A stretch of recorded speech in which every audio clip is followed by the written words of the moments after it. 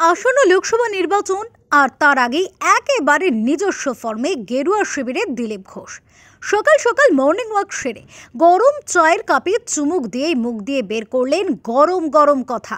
মুখ্যমন্ত্রীকে আক্রমণ শানিয়ে তার বক্তব্য, দিদির হাত ধরে প্রার্থী হয়েছেন যারা তারা মুখ থুবড়ে পড়বেন। দিদির বাড়ির লোকই দিদিকে ধাক্কা দেন, বাংলার মানুষ কখন ধাক্কা দিয়ে দেবেন তিনি বুঝতেই পারবেন না।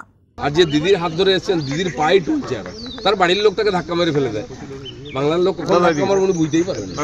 তবে এদিন তৃণমূল সুপ্রিমো এবং মুখ্যমন্ত্রী মমতা বন্দ্যোপাধ্যায়কে আক্রমণ করে পরিচয় নিয়ে বেফাঁস মন্তব্য করে বসেন দিলীপ ঘোষ। বাংলা নিজের ভাইপোকে চায়, বিহার ইউপি থেকে। দিদি গিয়ে গোয়াতে বলেন আমি গোয়ার মেয়ে, আমি ত্রিপুরার মেয়ে। বাপ তো ঠিক করুন, যাত্রার মেয়ে হ্যাঁ ঠিক না। দিলীপ ঘোষের এদিনের মন্তব্যের প্রতিবাদ করে মুখ খুলেছেন চন্দ্রিমা ভট্টাচার্য। কড়া ভাষায় তিনি দিলীপ ঘোষকে সাবধান হতে বলেন। তিনি বাংলার মুখ্যমন্ত্রী, একবারের নয় তিনবারের। তাছাড়াও ভারতবর্ষের রেলমন্ত্রী ছিলেন, আরও অনেকগুলি দপ্তরের নেতৃত্ব দিয়েছেন ভারতবর্ষে। আপনি তাকে যেভাবে যে ভাষায় আক্রমণ করলেন, এটা বলার অযোগ্য। আপনি তার পিতৃ পরিচয় নিয়ে প্রশ্ন তুলে দিলেন। আপনি ভেবেছেনটা কি? যা মুখে আসবে তাই বলবেন, কাউকে ছেড়ে কথা বলবেন না।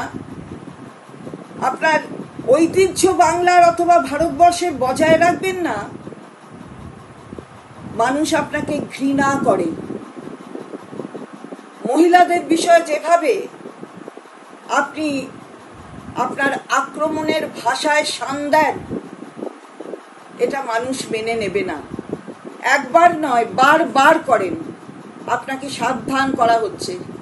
এই ধরনের কথা বলবেন না, নিজের গণ্ডির মধ্যে থাকুন, না হলে কিন্তু আগামী দিন বুঝতে পারবেন বাংলার মানুষ কি বলবে আর ভারতবর্ষের মানুষ কি বলবে। এই আক্রমণের এখন কি কি প্রতিক্রিয়া আসে রাজনৈতিক মহলে, সেটাই দেখার।